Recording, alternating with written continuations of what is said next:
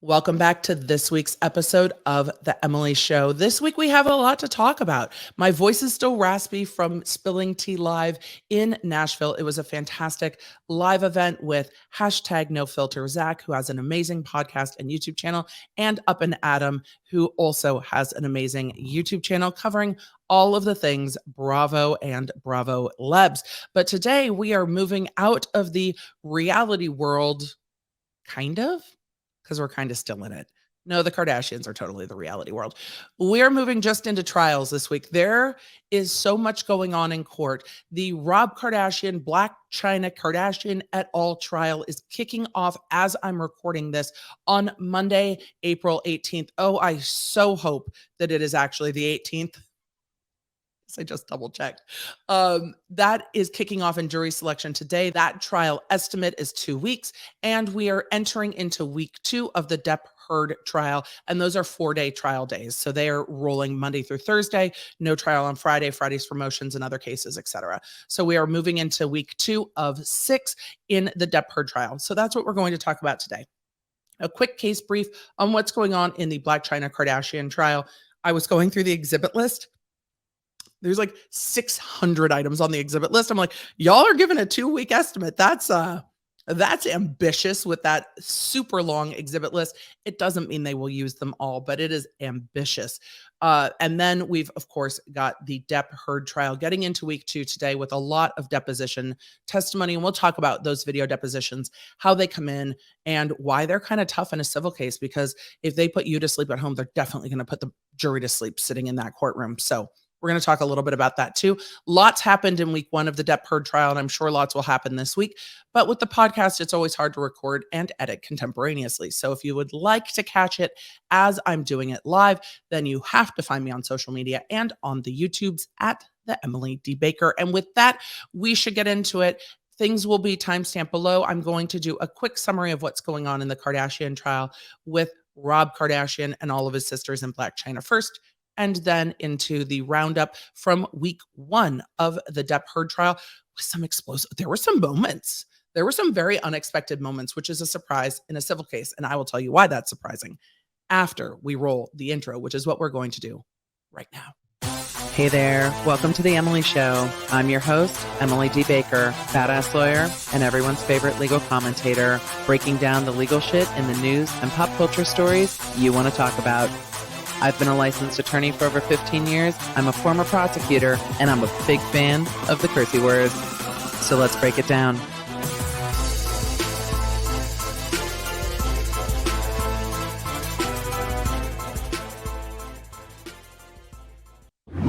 A big thank you to today's sponsor, Casetify. Are you ready to fall in love with your new favorite phone case? Yeah? Well, they are highly customizable. They have glitter cases. And you can also do an iridescent sheen, which is literally my favorite thing in the world. You know how much I love something shiny and sparkly. But they also are made from recycled materials, and with their Chi-Tech technology, have over 6.6 feet of drop protection on the impact cases and 9.8 feet of drop protection on the ultra impact cases.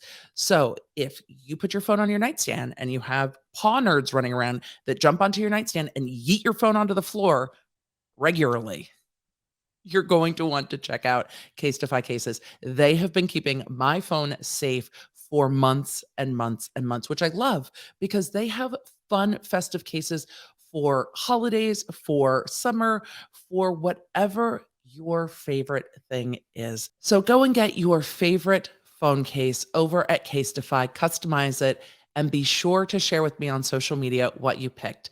Just head over to casetify.com/EmilyD. That's right, casetify.com/EmilyD. Hit the link in the description. I can't wait to see what you pick. We should get back into today's show.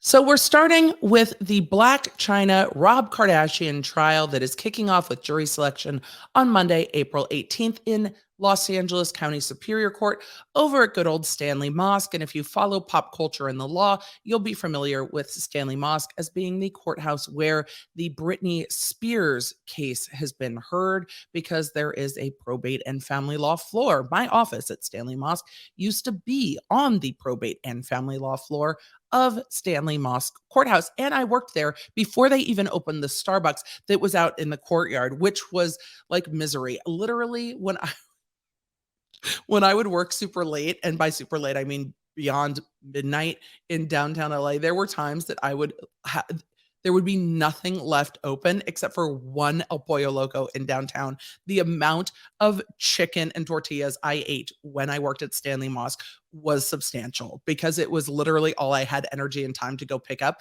because there was nowhere else to grab food. Emily, you could have packed food and brought it to work. That would require like planning. And I never wanted to admit I was going to be at work past midnight. I was always like, no, it'll be fine. I'll get home for dinner. Lies, lies. I didn't get home for dinner. So I have not been back to Stanley Mosque, gosh, in years. One of these days, I will be back to cover one of these trials, and it will be very interesting. Though one of my judges has retired and the other one moved on to the federal bench, but it'll be fun nonetheless. Let's talk about what's going on in this trial that's kicking off at Stanley Mosque.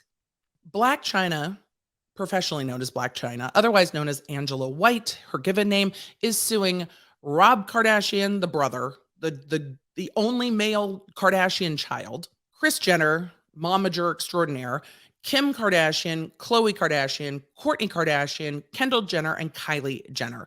Kendall and Kourtney have been yeeted out of this case on motions early on. This complaint was filed October 17th, 2017. 2017. The causes of action have grown to 15 causes of action from the original complaint, the first amended complaint, and the second amended complaint. The causes of action that are being sued for in this civil case are assault, battery, distribution of private materials, which is the revenge porn of it all in this trial, domestic violence, harassment, intrusion into private affairs, false light, disclosure of private facts, defamation, libel, interference with contractual relations, interference with prospective economic relations as to Kris Jenner and Kim Kardashian, interference with prospective economic advantage against Rob Kardashian only, breach of contract, intentional infliction of emotional distress, and unfair business practices. The real heart of this case is the allegations, one, that Rob Kardashian distributed private photographs, naked photographs in the category of revenge porn of Blac Chyna when they were going through a breakup, that those photos had been sent by her to him with an expectation that they would stay between the two of them. Rob Kardashian is saying there's no expectation of privacy in those photographs, and that, it was just cool to go ahead and share those to all of his followers on Instagram and Snapchat. He was yeeted off of Instagram for that at the time. I believe he's back on Instagram now, but it's going to be interesting to see how this works in the civil context. Normally, you end up with the revenge releasing of naked photos or videos and private matters in a criminal context. This is playing out in a civil context. There's also the allegation, essentially, that Blac Chyna and Rob Kardashian's TV show, Rob & Chyna, was killed by the Kardashian family, by Kim Kardashian, Kris Jenner, and Kylie Jenner, that they were picked up for season 2 of Rob & Chyna, and that the Kardashian women killed season 2 of Rob & Chyna, that Blac Chyna says was a popular show at the time. Others are saying, well, actually, it was the breakup and the flame out breakup of Rob & Chyna that ended with season 2 not ever being filmed and aired, even though it was picked up. The exhibit list has a tremendous amount of unaired footage from season 1, and also footage that did air from Rob & Chyna, and footage that aired from Keeping Up with the Kardashian, along with a ton of emails and text messages. They've also subpoenaed records from OnlyFans. I didn't realize Blac Chyna had an OnlyFans. I don't know if that will come in to kind of, unless she sold those photos in close in time to when this all happened, to say, look, these were already made available into the public, so these aren't private photos. But all of her earnings from OnlyFans had been subpoenaed. It's quite a lot of documentary evidence, a lot of emails. But I do expect that we will see live testimony from Ryan Seacrest, who was a producer, from Kris Jenner, from Kris Jenner's boyfriend, Corey, from Kim Kardashian, Khloe Kardashian, who's subpoenaed in this quite a bit, or who has parts in the evidence list, the document list, quite a bit. And from Kylie Jenner, it is alleged really that kind of the Kylie show replaced the Rob and China show on E's network. And then there's some news articles in that exhibit list of Kylie Jenner's show being a disappointment and the Rob and China show being great. There's lots of news articles. And by news articles, I mean things from E, TMZ, Daily Mail, all of the kind of pop culture-y, gossipy news articles, and lots of those listed in the exhibit list as well, plus lots of emails back and forth to heads at the network. So that's really the heart of this trial. Again, kicking off with jury selection. I imagine jury selection in LA when you have Kris Jenner, Kourtney or Khloe Kardashian, Kim Kardashian, Kylie Jenner, Rob Kardashian, and Blac Chyna all sitting in a courtroom is going to be very strange. I am very interested to see how the civil revenge porn part of this trial goes and how the interference with contractual relations part of this trial goes. Those are the two factors that I am the most interested in, because I really want to see if this was interference or if this was the network scrambling, saying, okay, they've broken up. They're not going to film together. This isn't going to work. How do we scramble and fix it? And the Kardashians saying, this is how we fix it. And this is what we'll replace it with. Or did they say, you're not filming this? We will, I don't know, pull our show. This is speculation on my part. We'll do this or we'll do that if you air it. Is it timing? Is it the breakup, or is it the Kardashians actually blocking the show? And it'll be interesting to see how this jury parses that based on emails and what was said. And then again, live testimony. I haven't seen a ton of reporting on this trial. I'm just starting to see it pick up. I think we will see more as we get, the Kardashians walking into court day after day. With that, the trial that's really overshadowing this is the Depp v. Heard defamation trial out of Virginia. And that's what we are going to talk about next. Have you started spring cleaning yet?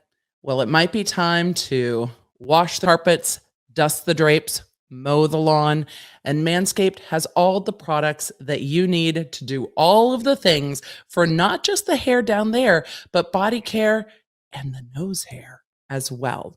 Join over 4 million individuals worldwide who trust Manscaped by going to manscaped.com to get 20% off and free shipping with our code LAWNERD. And this month, Manscaped is partnering with the Testicular Cancer Society to bring awareness of testicular cancer, men's health, and early cancer detection. Manscaped's committed to raising awareness for the most common form of cancer in men aged 15 to 35 and giving support for fighters, survivors, and families impacted by testicular cancer as a part of their We Shave Balls initiative.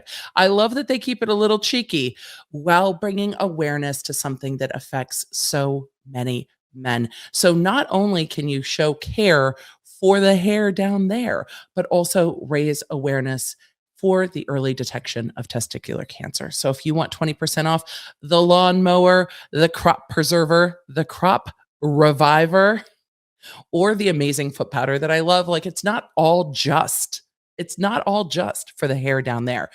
Manscaped has a ton of products. Go and check them out. Manscaped.com, code LAWNERD for 20% off plus free shipping. Manscaped, thank you for sponsoring this week's episode. We should get right back into it. The Johnny Depp Amber Heard defamation trial that is going on in Virginia is definitely the trial that has kind of taken, well, at least all of my attention, and I think collectively all of our attention. One, it is being streamed live day over day. So we are getting the ability to watch every moment of what's happening in court, what everybody's wearing, what the attorneys are saying. And week one is always interesting. Sometimes you get really strong witnesses right at the beginning. But opening statements are supposed to give you the roadmap of what you're going to see in this trial. And we got some of that. Some of it was more like a child scribbled on a paper and wouldn't stop than a roadmap, but that happens. If you want to see my feelings about the second part of Amber Heard's team's opening statement, I streamed it live on YouTube and reacted to the wandering mess that was the second part of Amber Heard's team's opening statement. I also will be talking a little bit about what has shifted between week 1 and week 2, because coming into court Monday morning, there have been some noticeable differences from both teams. And I thought that that was very interesting. So I'm going to talk about the opening statements, the key witnesses that we saw, and then some dramatic moments in court. We had a witness, Gina Deuders, who's a friend of the couple, but a friend mostly of Johnny Depp, being removed from court in the middle of her testimony, with all of her testimony being stricken. And then you have Amber Heard's current romantic partner and girlfriend, Eve Barlow, being ejected from court, yeeted permanently for the rest of the trial over shenanigans. So there has been a lot that happened in this trial. So, opening statements, witnesses, and then kind of key and newsworthy moments from week 1. I will be recapping each week so that if you are not watching, gavel to gavel coverage of this trial, that you can get a summary of what happened and what is happening in this trial.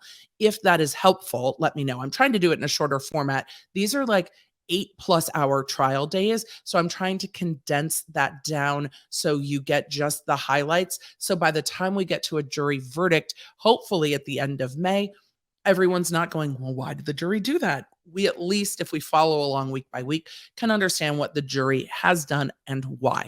So with regard to the opening statements, you saw Amber Heard's team painting a theme that Johnny Depp is an obsessed ex-husband, hell-bent on revenge.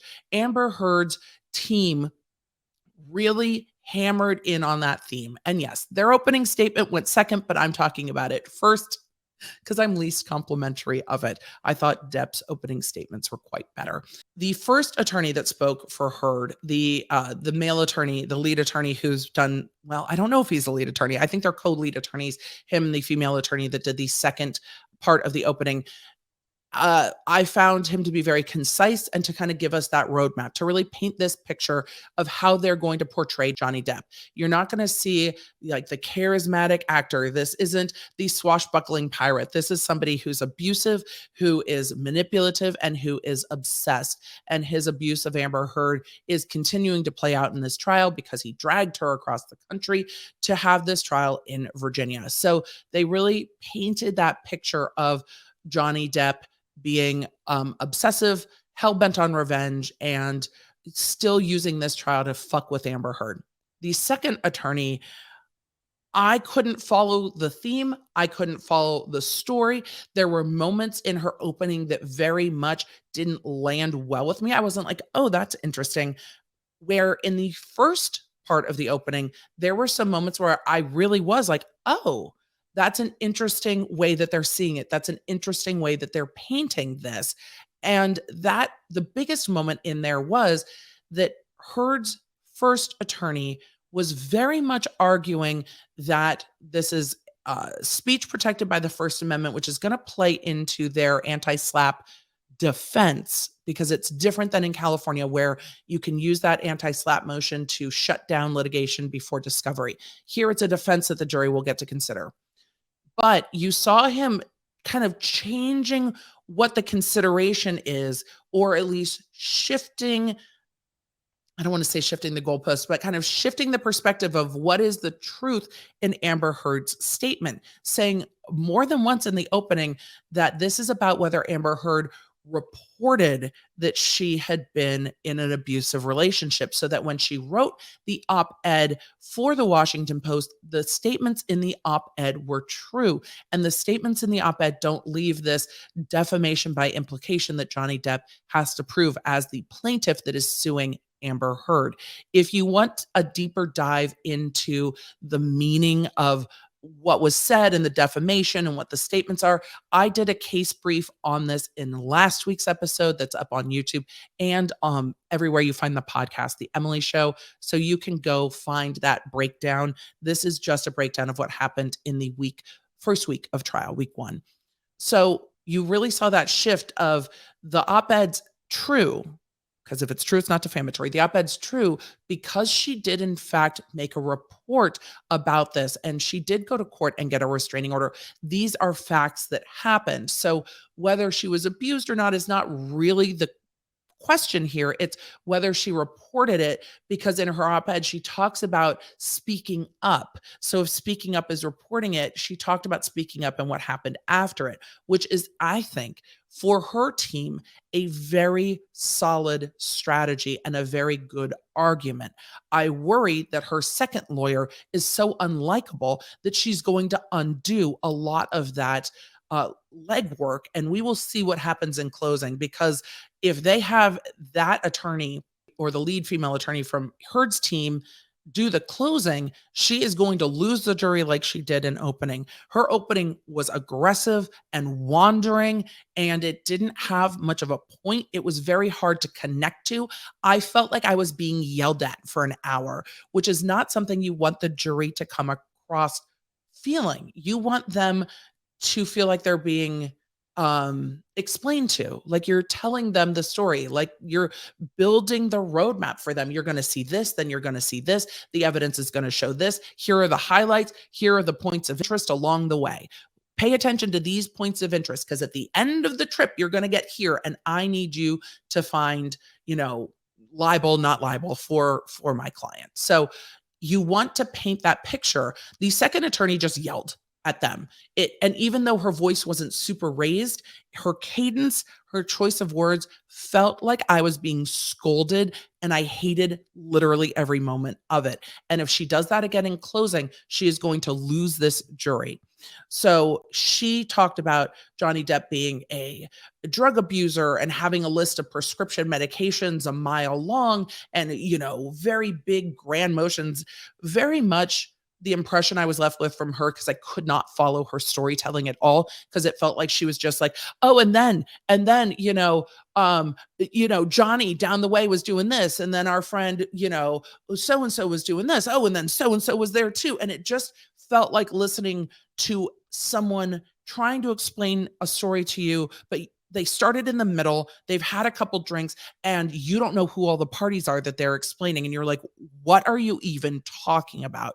All I took away from her part was that they're going to paint Johnny Depp as an abusive, drug-abusing alcoholic with a laundry list of prescription medications. And because of those things, he shouldn't be believed, which is a message that very much turned me off to what she was saying. And I imagine a number of jurors will be turned off too, because was he under the influence in all of these instances where he couldn't, cognitively remember what was going on? Are they going to prove that? Do they have a doctor to say that? No, she was just casting kind of all of the besmirching statements his direction. Now, Depp's team did that as well, but they did it in a much more tailored and crafted way, where they talked about Amber Heard, and we're going to get into that in a minute.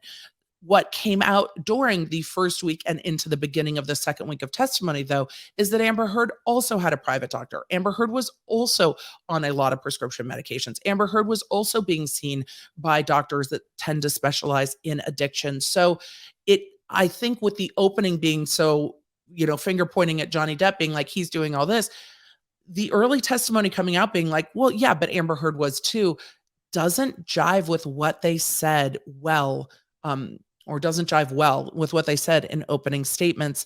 And I wonder if the jury's sitting on that going, that's really interesting, or if they're just so tuned out because video deposition testimony is painful to watch no matter what. Live witnesses are much more interesting than video depositions of people who don't even want to be there. In Depp's opening statements, his first attorney really laid the theme. They used very strong Hollywood imagery throughout this entire opening statement, that Amber Heard is an actress playing the role of a lifetime in this court. She is seeking to recast herself as a victim when she was really the one who was the aggressor in this case. They went after Amber Heard's credibility. They talked about the fact that they would point out areas where she had not been truthful and that she was the aggressor. So she is not a victim of abuse. She is either a mutual combatant or the aggressor and the abuser. But again, I thought it was a much more tailored opening statement, and I could follow their theme of the case, that these statements were clearly about Johnny Depp. These statements couldn't have been about anyone else because the timing, and she said 2 years ago, I spoke up. It was very clear that she was going through a divorce from Depp 2 years prior to that op-ed being released. And then they talked about the damage this has done to Depp's reputation, the fact that no one has ever accused him of being violent in the past. And you're now seeing the parade of witnesses who are saying, we've never seen him be abusive. We've never seen him be aggressive. But in that parade of witnesses, you had their marital counselor. So let's get into the witnesses we saw in week one. Their marital counselor, Dr. Laurel, came in and spoke, again, via video deposition. There would have been HIPAA waivers to allow their counselor to testify. Again, these video depositions are taken, these depositions can be taken over many, many hours and or days, and everything is asked at the deposition. Then if the deposition is going to be used at trial, the attorneys make their objections and parts of the deposition are cut out. So everything the jury sees are things they've already agreed to. The evidentiary objections have already been ruled on, and they're only seeing what both sides have either agreed to let in or the court has let in through rulings. And that's how these video depositions are being played. This is much different in a civil case than a criminal case where you need live witnesses because the rights of the parties are different. So to allow them to bring their witnesses in, you are getting video depositions for a lot of witnesses. You're also going to get people testifying live, but via video link instead of in person in Virginia.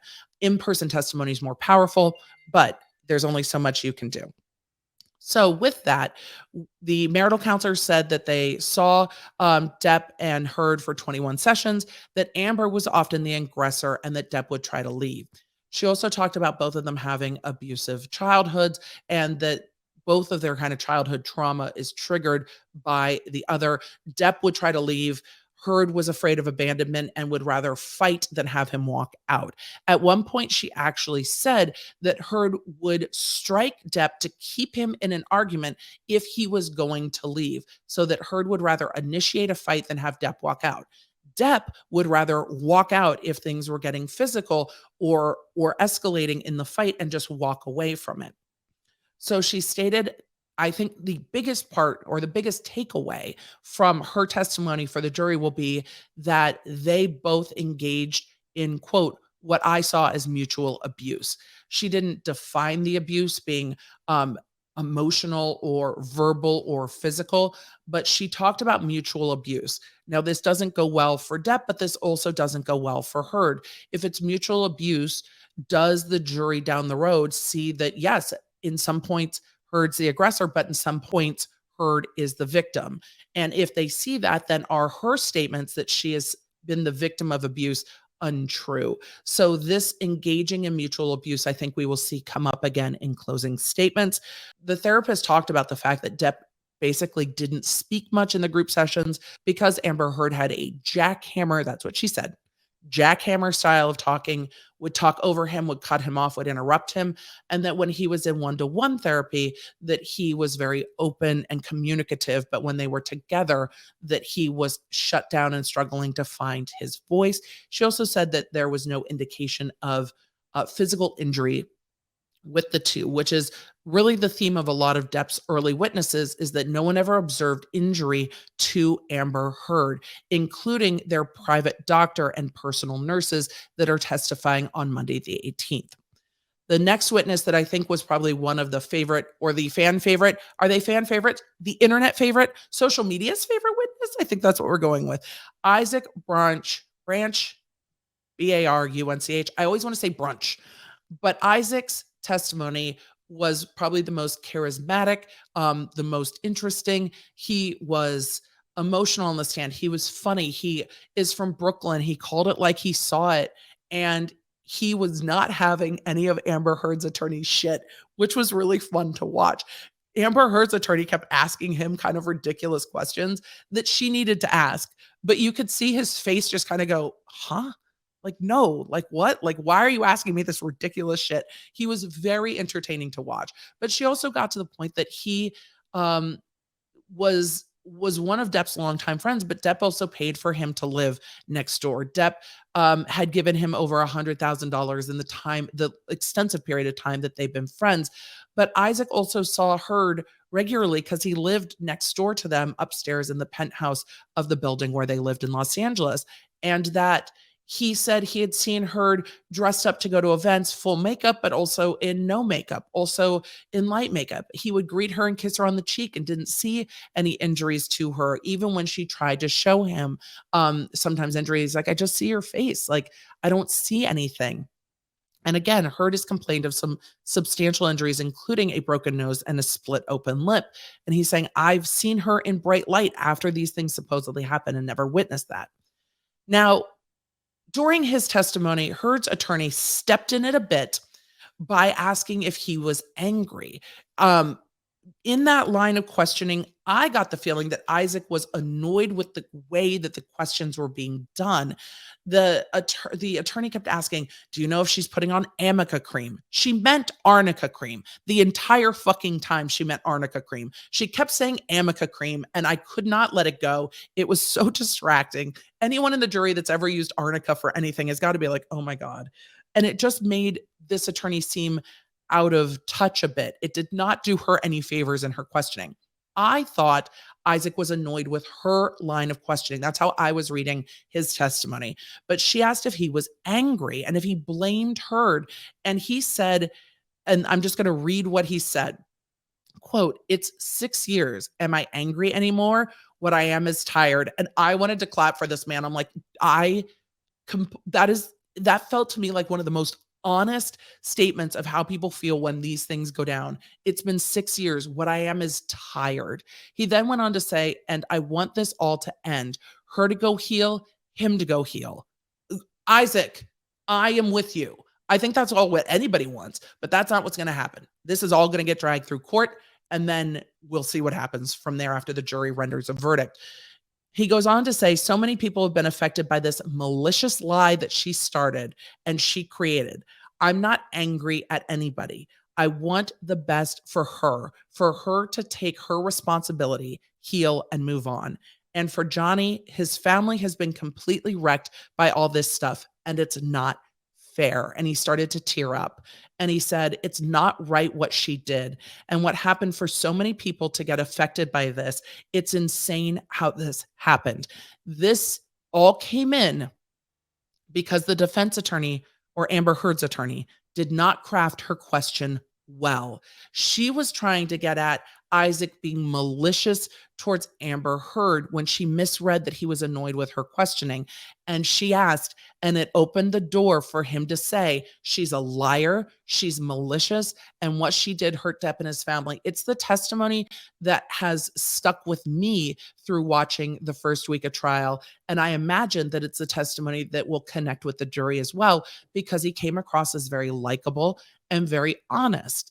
And I think that the defense attorney eliciting that is always more powerful than if Depp's attorneys had tried to elicit this statement. Of course, the defense would have objected immediately if they had elicited this type of testimony, but there was nothing the defense attorney could do because she had to let him finish his answer, and she asked. She opened the door, and Isaac came flying through like a wrecking ball, saying that what she did isn't right, it's not fair, and that he's been wrecked.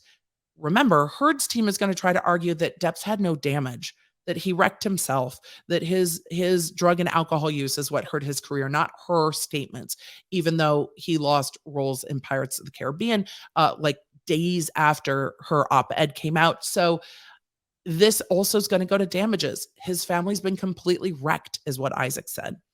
Another friend that took the stand was Gina Deuders, who's a friend with Depp and Heard, and she and her husband have become couples friends.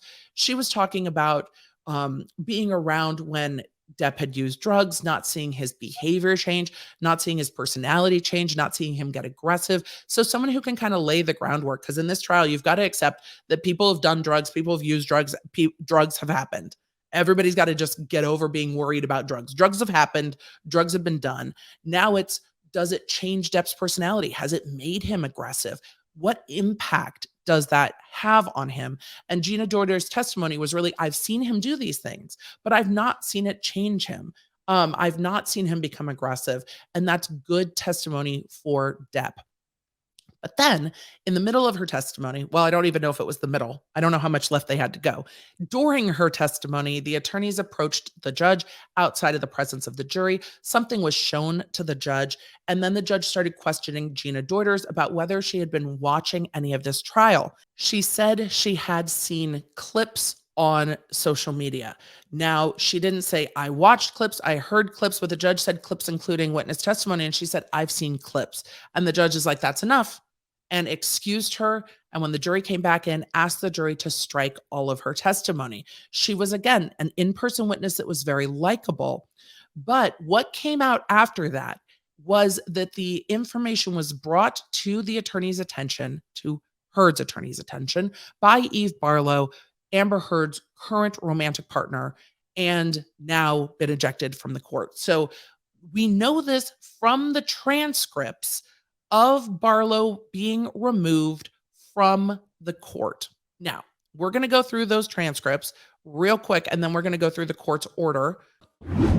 Let's get into this transcript a little bit. This transcript indicates that the hearing date is from April 15th. That was Friday, that this happened at 10:03 in the morning, and which attorneys are present. The attorneys that are present, and I'm going to try to remember names of attorneys, but it's hard. Benjamin Chu is the head attorney for Depp's team, as it seems. Camille Vasquez is the female attorney who did the other part of opening. I quite liked her. They've also got Jessica Myers, who's questioned some witnesses, and Samuel Moniz, M-O-N-I-Z, Mons. From Ms. Heard's team, you have Elaine Burdoff, and she's listed first, so I'm guessing that she is technically head counsel. And then Clarissa Pineto from one attorney firm. I don't see the male attorney listed on this particular transcript, probably because Elaine Bredoff was the one that was doing the argument. She's the one who did the opening statement that I was not fond of. So page 1 of this transcript is Depp's attorney, Mr. Chu, bringing to the attention of the court a matter that's very serious, that he says it won't take much time, and asks to approach the bench and says, Your Honor, we're moving, or Mr. Depp is moving, for the permanent exclusion of Eve Barlow. And the court says, Eve Barlow, who's Eve Barlow? Chu says Eve Barlow is a journalist and Heard's current girlfriend who's sitting in the front row. The court says, okay. And then Chu says, yesterday, the court ordered to the back row, and then she was later, as I will discuss in a minute, thrown out at 4:31 p.m. by the lieutenant. But if I could explain to the court what the court is seeing, you will recall yesterday, Mr. Rottenborn came up with what was Miss Barlow's phone. So this Rottenborn, I think, is the main male lead attorney for Heard, came up to the court with Barlow's phone. This is regarding the ejection of Gina Deuders. Mr. Chu said, and he showed you the first document that you're looking at, the shorter version. The court said, right. Mr. Chu said, the text. This is a text from Miss Deuders, Gina Deuders. We understand that she was properly excluded, but this is what he showed, Your Honor, saying to the court, representing to the court that Miss Deuders had texted since the start of this trial. He doesn't mean texted, he means Instagram, but we'll get there. And Your Honor will see that Mr. Rottenborn showed you what Mr. Rottenborn showed you did not have a date. If you look at the second document, you will see, Your Honor, I'm sorry, it's an Instagram post. It's an Instagram post. Lawyers and technology do not go well, just FYI. So the fact that he's like, it's a text, it's an Instagram post, surprises me literally zero. It's an Instagram post. So Mr. Rottenborn, and the court said, it's not like I would know the difference, but thank you for the clarification. Lawyers, look, if you want to go into law, understand tech, they need you. Mr. Chu said, I didn't give my age, but so Mr. Rotten showed you I think was trying to say, I'm not trying to give away my age. And they're all making jokes about being boomers, but that's fine. He said what he showed you was Miss Deuders' Instagram post without a date. The second document you're looking at was her post, and it shows the date, which makes it very clear that this was January 8th, 2021. This is a material misrepresentation that Miss Deuders posted this during the London trial. Mr. Chu said this was very disturbing. We believe it was fraud upon the court. We believe that Mr. Rottenborn, as an officer of the court, should have taken a look at what he was handing up to the court, especially since it was handed to him by someone improperly sitting in the first row, a reporter and Miss Heard's girlfriend. And that's not where it ends, Your Honor. Unfortunately, Miss Barlow has been passing notes to and from Miss Heard from the beginning of the trial, and she's been sending out live tweets throughout the trial. And the court said, is she still sending out tweets? Mr. Chu said she was as of 4:31 yesterday when she was removed by this court. He then says, if I might approach, and I'll do it one more time, and this is because you don't just walk up to the bench to show the judge something. You have to ask before you cross the well from where you're standing at counsel table or at the podium. The court says, so she was tweeting from the courtroom. And Mr. Chu said she was tweeting in the courtroom. She was sitting right there tweeting during Miss Vasquez's opening. Your Honor may remember that Miss Vasquez said that Miss Heard would be giving the performance of her lifetime. So she says in real time, actually, it was Vasquez who was giving the performance of a lifetime of her life. So she's tweeting out that the female attorney doing the second part of the Depp closing or Depp opening was actually the one giving the performance of a lifetime. So this is contemporaneous with my colleague's opening. She's live tweeting and getting it all out to the public. And finally, this is the last time, I'm sorry, Your Honor, we'll remember that when we first raised the issue, Your Honor ordered people to the back. So Ms. Barlow reluctantly left the first seat and went to the back.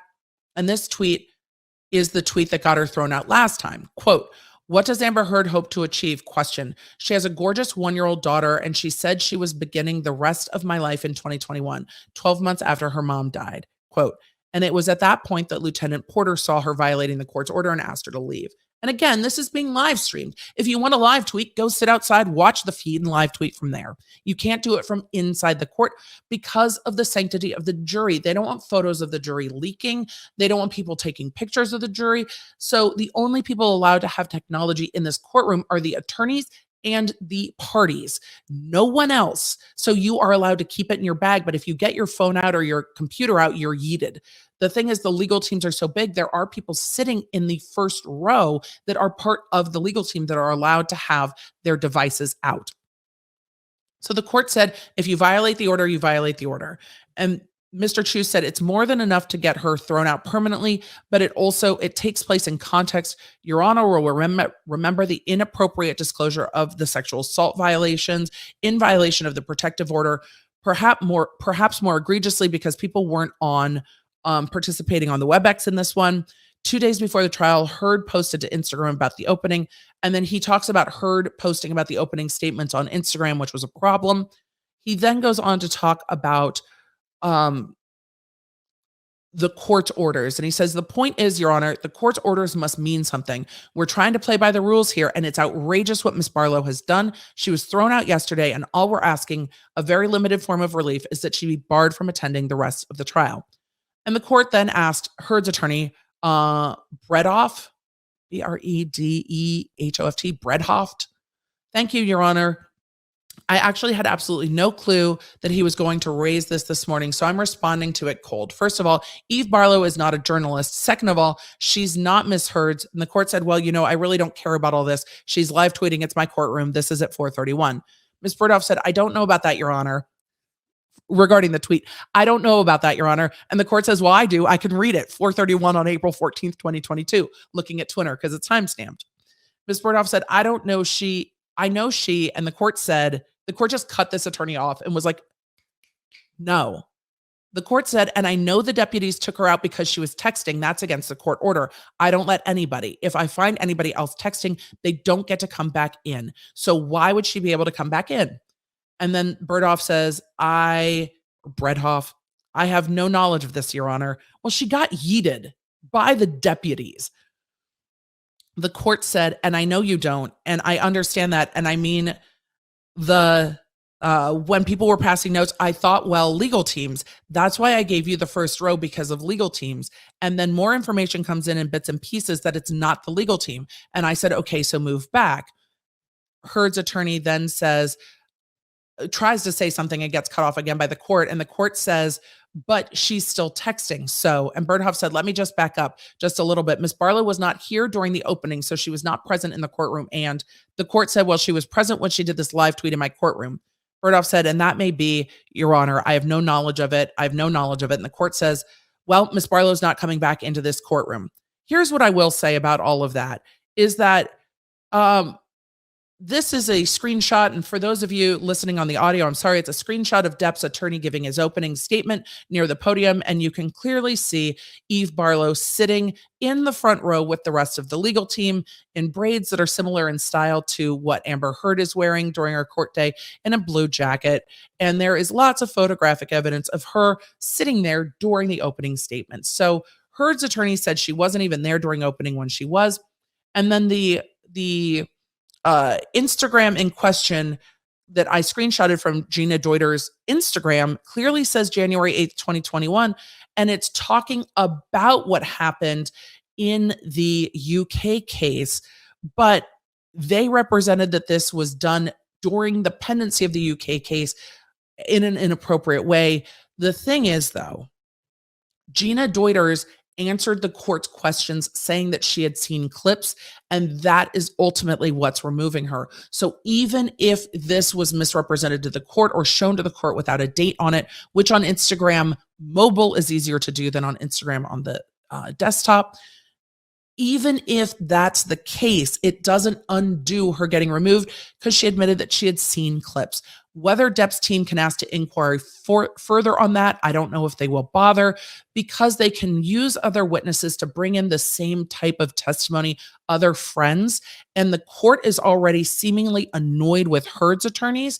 So for Depp's attorneys, it is more strategic to stay on the right side of the judge than to fight over Gina Deuders and to use another witness to get that testimony in another way, rather than piss off the court on this same issue further. And I think that's what we will see them do this week. So that is a roundup of what happened in week one. Some very interesting moments. It's really rare to see a witness get kicked out, but when they say you can't watch what's going on in trial, they mean it. It was very odd to see all the back and forth about Eve Barlow, who is a blue check mark over on Twitter, says she's a journalist, and then to have Amber Heard's attorney saying she's not a journalist, she's not a girl, like she's not this, she's not that. I think the internet disagrees. And the thing is, everyone's getting to see it play out real time because this trial is streaming, and it will be streaming for another 5 weeks. So come follow me along on the YouTube with this. Thank you for being here. Thank you for being a law nerd. I can't wait to hear what you think of this trial so far. It is going to, I'm sure, have some very dry moments and some more explosive ones, especially we know Depp and Heard are both going to take the stand, and I am here for it. So with all of that, stay hydrated, mind your business. Thank you for being here. Thank you for being a law nerd. I will talk to you in the next one. But first, I hope that your Wi-Fi is strong, that your toilet paper is plentiful, that your gas isn't $6 a gallon, that your family is well, and that the odds are ever in your favor. I will see you in the next one. Connect with me everywhere. I'm at the Emily D. Baker. If you guys want to join the text, just text Emily.com. If you want to join the channel, lawnerdsunite.com. Happy to have you. Support what we do here on the YouTube.